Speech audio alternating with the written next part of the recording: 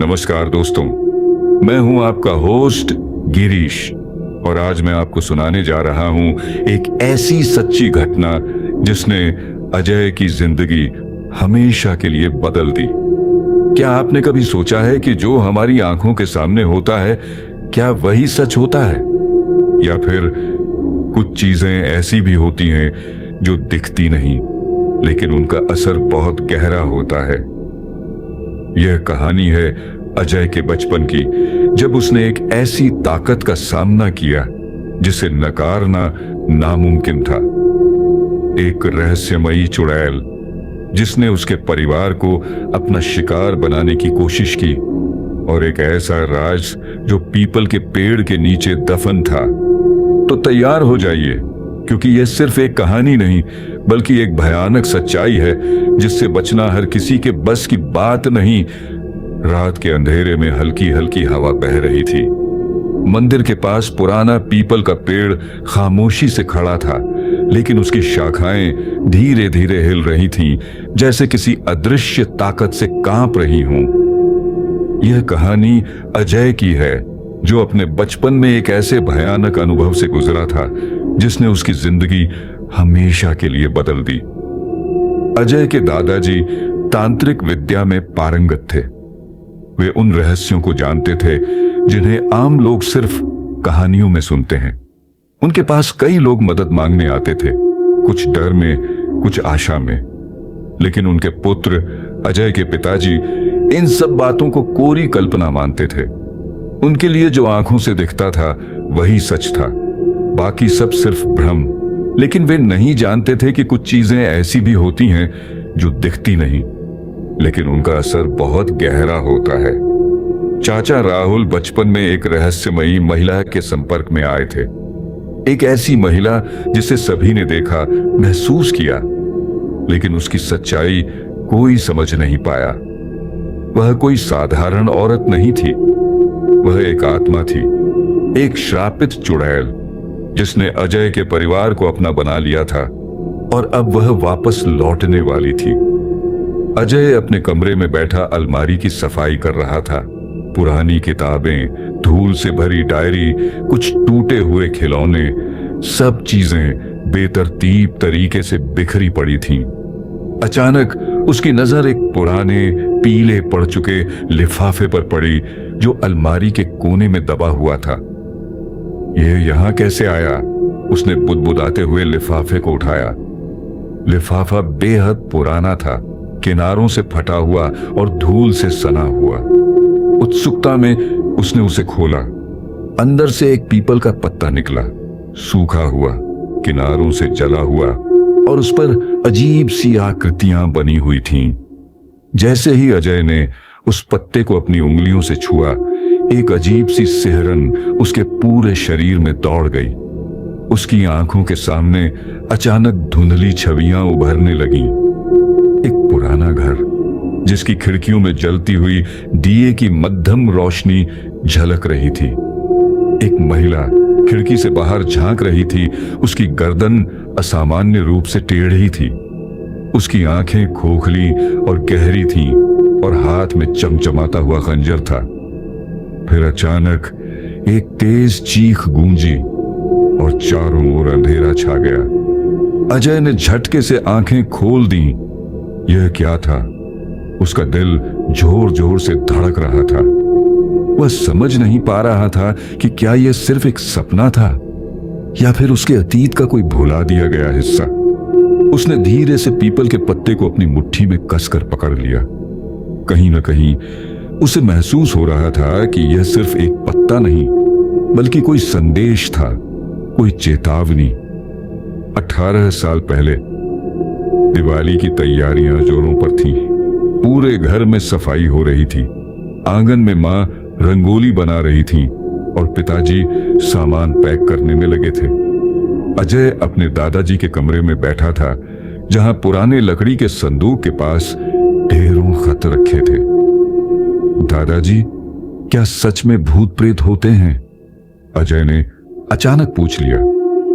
दादाजी, जो चुपचाप एक खत पढ़ रहे थे, हल्के से मुस्कुराए और बोले, यह सिर्फ कहानियों में सुनने की चीज नहीं है अजय, यह अनुभव की बात होती है। जब तुम सही समय पर सही जगह पर होते हो तो खुद ही समझ जाओगे कि जो दिखता है वही सच नहीं होता। बकवास। पिताजी जो वहीं खड़े थे गुस्से में बोले, ये सब दिमागी खेल है। जो चीजें हमारी आंखों के सामने नहीं हैं वे मौजूद नहीं होती। दादाजी ने उनकी तरफ देखा लेकिन कोई जवाब नहीं दिया। दादाजी के पास हर महीने कई खत आते थे। ये खत आम नहीं थे। इनमें लोग अपनी भूत प्रेत और अजीब घटनाओं की कहानियां लिखते थे, उनसे मदद की गुहार लगाते थे। इनमें से कुछ खत झूठे होते हैं, दादाजी ने अजय को बताया। लोग अपने ही भ्रम को सच मान बैठते हैं, लेकिन कुछ खत सच्चाई से भरे होते हैं।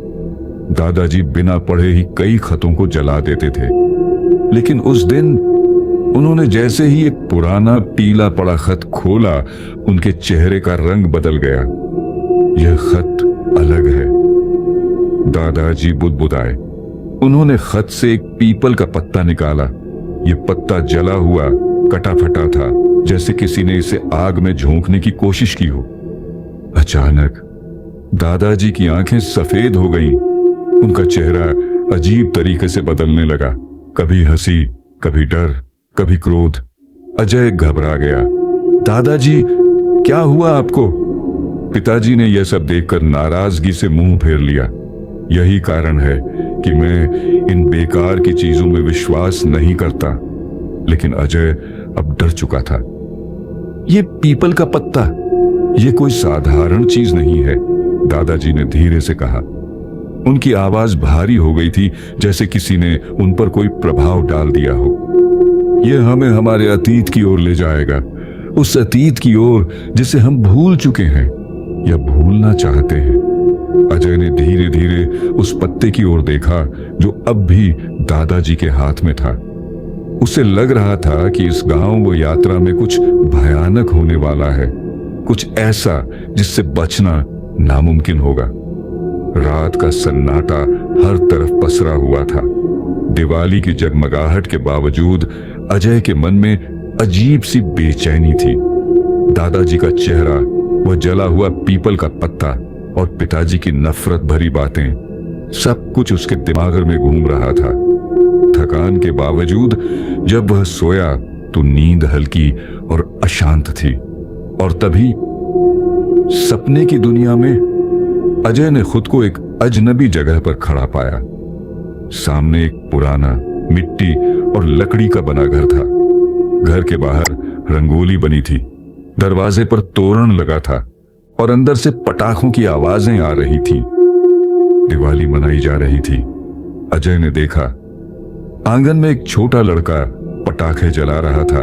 उसकी हंसी गूंज रही थी। उसके पीछे एक आदमी खड़ा था, शायद उसका पिता, जो उसे प्यार से देख रहा था। दरवाजे पर एक महिला गोद में बच्चा लिए खड़ी थी। सब कुछ खुशहाल लग रहा था, लेकिन अजय के भीतर अजीब सी घबराहट थी। और तभी उसकी नजर खिड़की पर पड़ी। वहां एक महिला खड़ी थी। उसका चेहरा सफेद और भावहीन था। उसकी गर्दन असामान्य रूप से टेढ़ी थी। उसकी आंखें खोखली थीं और होठों पर एक रहस्यमयी मुस्कान थी। उसके हाथ में चमचमाता हुआ खंजर था। वह बाहर खेल रहे बच्चे को एकटक घूर रही थी।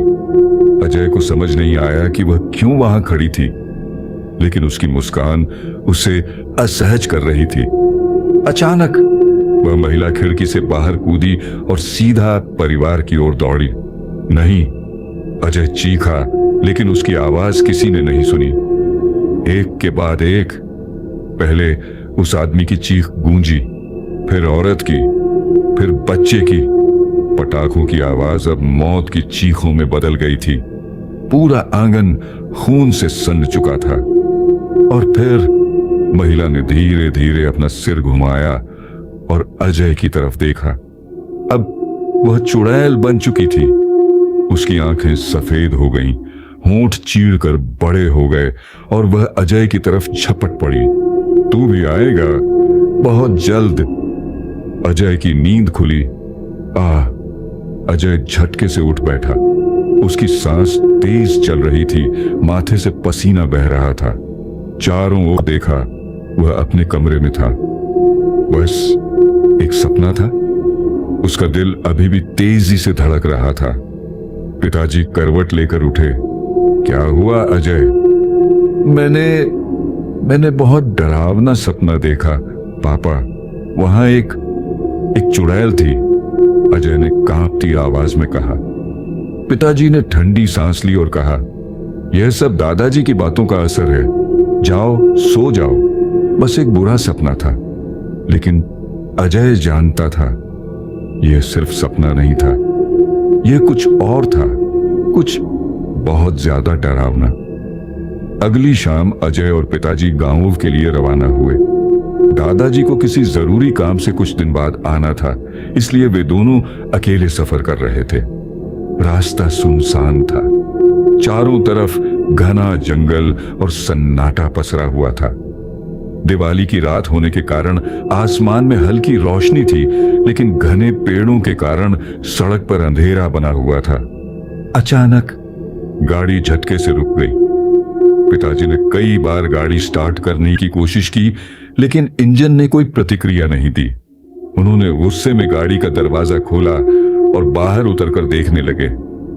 लगता है इंजन में कोई दिक्कत है, पिताजी ने गहरी सांस लेते हुए कहा। अजय घबराकर इधर उधर देखने लगा। यह रास्ता उसे अजीब लग रहा था। हवा में एक अजीब सी ठंडक थी और सन्नाटे के बीच पेड़ों से आती सरसराहट की आवाज उसे बेचैन कर रही थी। अब क्या करेंगे पापा? अजय ने पूछा। हमें पैदल ही आगे बढ़ना होगा, शायद थोड़ी दूर पर कोई गांव या मदद मिल जाए, पिताजी ने टॉर्च निकालते हुए कहा। अजय और पिताजी पैदल ही सड़क पर चलने लगे। चारों ओर बस झींगुरों की आवाज और उनके कदमों की गूंज सुनाई दे रही थी। थोड़ी दूर चलने के बाद वे एक पुराने पत्थर के पुल पर पहुंचे, जिसके नीचे एक सूखी हुई नदी थी। अचानक अजय का दिल तेजी से धड़कने लगा। पुल के बीचों बीच एक महिला खड़ी थी। उसकी पीठ उनकी ओर थी और वह बिना कोई हलचल किए वहीं खड़ी थी, जैसे किसी चीज का इंतजार कर रही हो। पिताजी ने टॉर्च उस पर डाली, लेकिन उसने कोई प्रतिक्रिया नहीं दी। कौन है वहां? पिताजी ने जोर से आवाज दी। महिला ने कोई जवाब नहीं दिया, लेकिन वह धीरे धीरे आगे बढ़ने लगी, बिना मुड़े, बिना कुछ कहे। अजय का हाथ ठंडा पड़ गया। पापा, यह कुछ अजीब है, उसने कांपती आवाज में कहा। पिताजी ने दोबारा जोर से पूछा, आप कौन हैं? क्या आपको मदद चाहिए? लेकिन महिला बस चुपचाप आगे बढ़ती गई। पिताजी और अजय ने उसका पीछा करने की कोशिश की, लेकिन जैसे ही वे उसके पास पहुंचे, वह अचानक गायब हो गई। अजय के चेहरे का रंग उड़ गया। कहां गई वो? वह हकलाया। पिताजी भी चौंक गए थे। उन्होंने टॉर्च चारों ओर घुमाई, लेकिन महिला का कोई निशान नहीं था। जैसे ही वे पुल पार कर दूसरी ओर पहुंचे, अजय ने सामने एक पुराना टूटा फूटा घर देखा। घर की खिड़कियों से हल्की रोशनी आ रही थी और अंदर कई दिए जल रहे थे। ऐसा लग रहा था कि कोई दिवाली मना रहा हो, लेकिन घर के आसपास सब कुछ अजीब था। कोई आवाज नहीं आ रही थी, न पटाखों की न लोगों की। हवा में एक अजीब सी ठंडक थी। हर तरफ गहरा सन्नाटा था, जैसे समय ठहर गया हो। ये जगह जानी पहचानी लग रही है, पिताजी ने धीमी आवाज में कहा। अजय की रीढ़ में सिहरन दौड़ गई। उसे अचानक अपना सपना याद आया। वही घर, वही रोशनी, वही खिड़की, जहां वह महिला खड़ी थी जिसने पूरे परिवार को मार डाला था। क्या यह वही जगह थी? अजय और पिताजी घर के करीब जाने लगे, लेकिन उन्हें महसूस हुआ कि यहां कुछ बहुत गलत था। अजय और पिताजी धीरे धीरे उस पुराने घर के अंदर दाखिल हुए। दरवाजा हल्का सा खुला हुआ था, जैसे किसी ने जानबूझकर उसे खुला छोड़ा हो। अंदर घुसते ही अजय का दिल जोर जोर से धड़कने लगा। वही दृश्य, वही घर, वही दिवाली का माहौल। आंगन में एक छोटा लड़का पटाखे जला रहा था। उसके पीछे एक आदमी खड़ा था। दरवाजे पर एक औरत गोद में बच्चा लिए खड़ी थी। ये तो वही सपना है। अजय के मुंह से घबराई हुई आवाज निकली। उसने तुरंत खिड़की की ओर देखा और वहां वही डरावनी औरत खिड़की से झांक रही थी। उसकी गर्दन टेढ़ी थी, आंखें सफेद और भावहीन, हाथ में चमचमाता हुआ खंजर। एक रहस्यमयी मुस्कान अजय के पैरों तले जमीन खिसक गई। पापा देखो खिड़की पर। लेकिन तभी पिताजी की नजर खिड़की पर गई और उनका चेहरा सफेद पड़ गया। उनके मुंह से एक शब्द निकला, दीदी। अजय अवाक रह गया। क्या? यह सुनते ही खिड़की की औरत की मुस्कान और गहरी हो गई। अचानक पूरे घर में तेज चीखें गूंज उठी। दिए की रोशनी छपछपाने लगी और दरवाजे भड़ाक से खुद ब खुद बंद हो गए। ठक ठक ठक ठक। अजय ने पीछे मुड़कर देखा। सभी खिड़कियां और दरवाजे जोर जोर से हिलने लगे, जैसे कोई उन्हें तोड़ने की कोशिश कर रहा हो।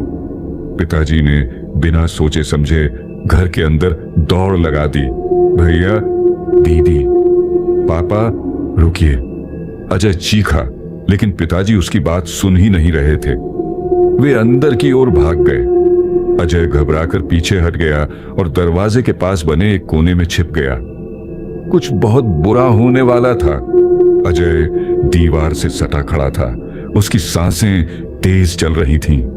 घर के अंदर से अजीबोगरीब आवाजें आ रही थीं, चीखें, गुर्राहट और किसी के रोने की धीमी आवाज। वह डरते डरते धीरे धीरे अंदर बढ़ा। कमरे में घुसते ही उसके कदम रुक गए।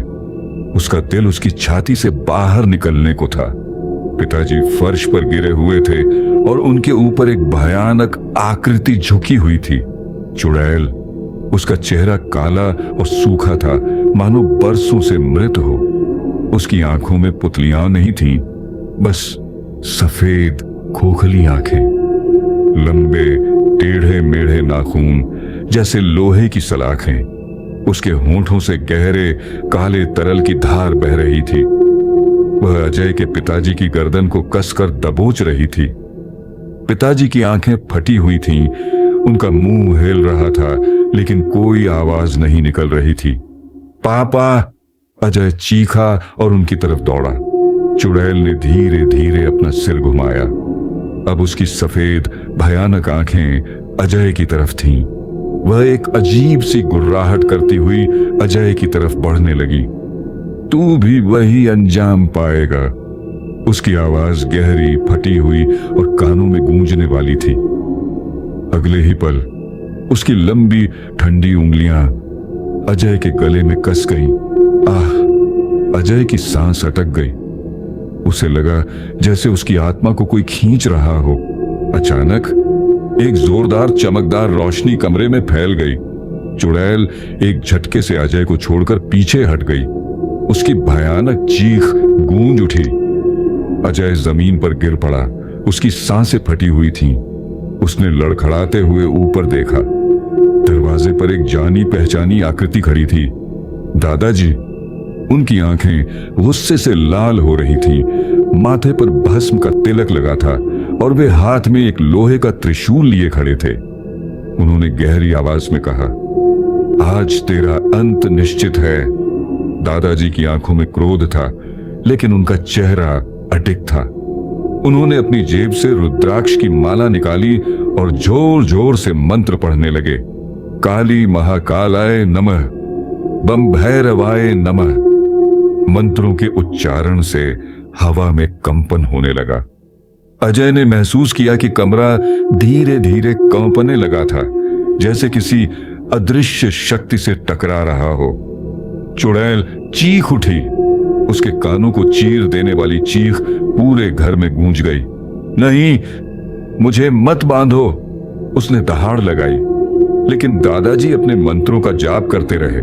उनके हर शब्द के साथ चुड़ैल और ज्यादा तड़पने लगी। दादाजी ने त्रिशूल से जमीन पर एक गोला खींचा और चुड़ैल को उस घेरे में फेंक दिया। फिर वे अजय और पिताजी को लेकर घर के बाहर पीपल के पेड़ के पास पहुंचे। यही इसका अंत होगा, दादाजी ने गुस्से में कहा। उन्होंने अपने झोले से सिंदूर, भभूत और हवन सामग्री निकाली और आग जला दी। आग भड़क उठी। चुड़ैल छटपटाने लगी। उसकी आंखों से सफेद धुआं निकल रहा था। भैया, भैया, मुझे बचा लो। अजय के पिताजी के चेहरे पर एक पल के लिए झिझक आई। उनकी आंखें पसीज गईं। पापा, नहीं, अजय ने उन्हें चेताया। तभी चुड़ैल की शक्ल अचानक बदलने लगी। उसका चेहरा विकृत हो गया। उसकी हड्डियां चटकने लगीं और उसकी आवाज एक भयानक गुर्राहट में बदल गई। पिताजी के होश उड़ गए। उन्होंने पहली बार चुड़ैल का असली रूप देखा। सूखा, काला चेहरा, खोखली आंखें, लंबे लंबे दांत और नाखून। वह कोई इंसान नहीं थी, वह एक प्रेत थी।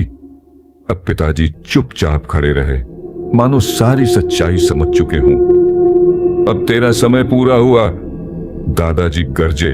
उन्होंने हवन की अग्नि से एक मुट्ठी भभूत उठाई और चुड़ैल पर फेंक दी।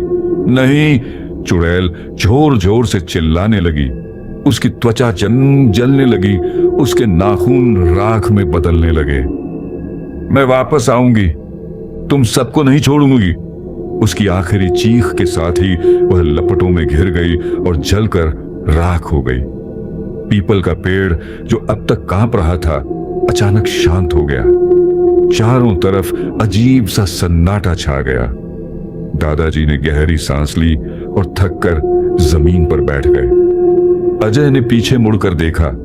वह घर जो अभी तक दीपों से जगमगा रहा था, अचानक एक खंडहर में बदल चुका था।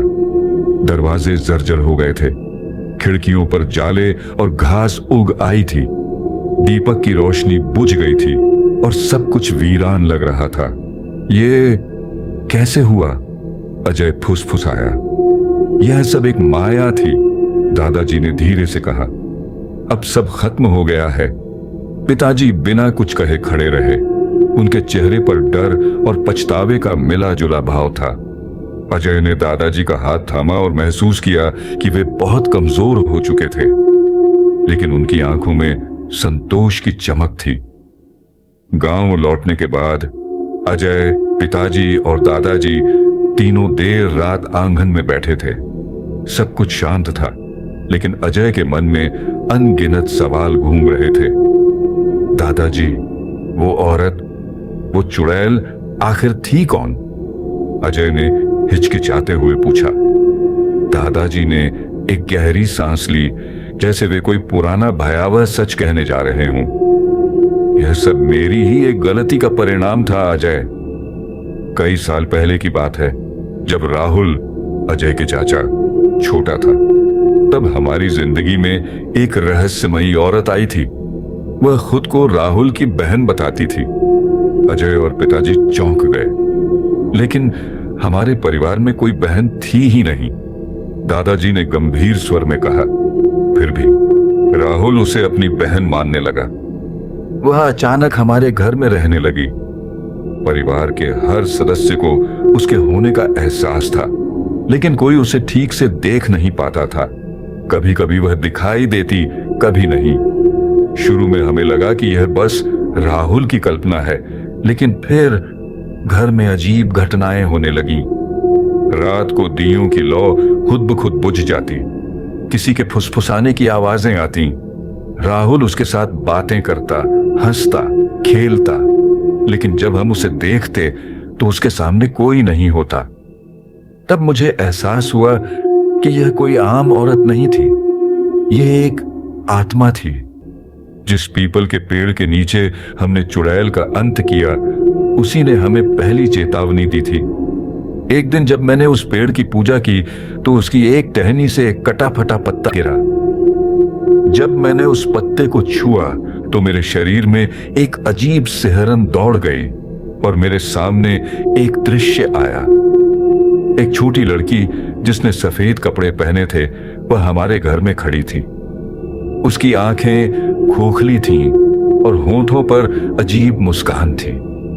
फिर अचानक उसका चेहरा विकृत हो गया और वह एक भयानक चीख के साथ हवा में गायब हो गई। तभी मुझे समझ में आया कि यह आत्मा हमारे परिवार को अपना मान चुकी थी और उसे यहां से निकालना बेहद जरूरी था। लेकिन मैं बहुत देर कर चुका था। जब हमने उसे घर से निकालने की कोशिश की तो वह और ज्यादा हिंसक हो गई। राहुल बीमार रहने लगा। पिताजी के साथ अजीब घटनाएं होने लगीं। रात में किसी के चलने की आवाजें आने लगीं। आखिरकार मैंने तांत्रिक अनुष्ठान करके उसे वहां से निकाल दिया। लेकिन वह आत्मा पूरी तरह मुक्त नहीं हुई। उसने पीपल के पेड़ को अपना घर बना लिया और बदला लेने के लिए एक दिन वापस आई। अजय की रीढ़ में एक ठंडी सिहरन दौड़ गई, तो इसलिए पापा उसे दीदी कह रहे थे। अजय ने धीरे से पूछा। पिताजी सिर झुकाकर बैठ गए। हाँ, क्योंकि वह तुम्हारे चाचा के बचपन का हिस्सा थी और उनका विश्वास ही उसकी सबसे बड़ी ताकत बन गया था। लेकिन अब सब खत्म हो गया अजय, दादाजी ने गहरी सांस लेते हुए कहा। हमने उसे मुक्त कर दिया और उसके साथ अपने अतीत के पाप को भी भस्म कर दिया। अजय ने धीरे से अपने जेब में हाथ डाला और उसमें से वही पुराना पीपल का पत्ता निकाला जो उसे अपने कमरे में मिला था। वह अब सामान्य लग रहा था, न जला हुआ न टूटा फूटा। क्या यह सब सच में खत्म हो गया दादाजी?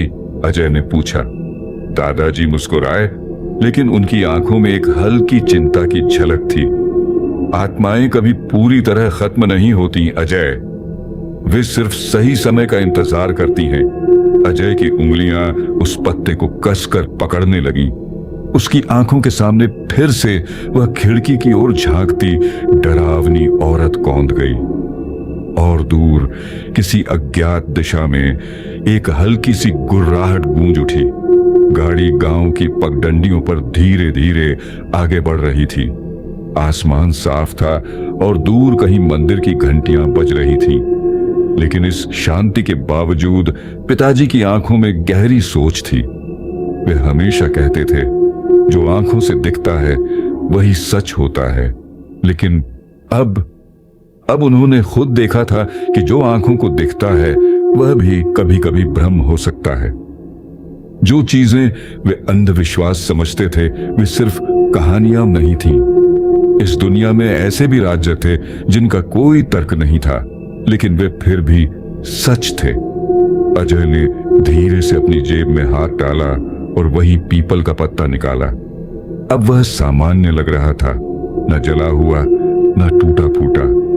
उसने उसे ध्यान से देखा और हल्की मुस्कान आ गई, क्योंकि अब उसे यकीन था, मैं कभी अकेला नहीं हूं। मेरी रक्षा हमेशा होती रहेगी। दूर हवा में पीपल के पत्ते सरसराने लगे, जैसे किसी ने उसकी बात सुन ली हो। तो दोस्तों, यह थी अजय की कहानी, एक ऐसी सच्चाई जिसने उसकी जिंदगी हमेशा के लिए बदल दी। पिताजी जो हमेशा कहते थे कि जो आंखों से दिखता है वही सच होता है, अब समझ चुके थे कि आंखों को जो दिखता है वह भी कभी कभी भ्रम हो सकता है। अजय ने आखिरी बार उस पीपल के पत्ते को देखा और मुस्कुरा दिया, क्योंकि अब उसे यकीन हो चुका था कि उसकी रक्षा हमेशा होगी। लेकिन सवाल यह है, क्या सच में सब कुछ खत्म हो गया? क्योंकि आत्माएं कभी पूरी तरह खत्म नहीं होती, वे बस सही समय का इंतजार करती हैं। क्या आपको भी कभी ऐसा कोई अनुभव हुआ है? हमें कमेंट में जरूर बताइए। और अगर आपको ये कहानी पसंद आई हो तो लाइक, शेयर और सब्सक्राइब करना न भूलें।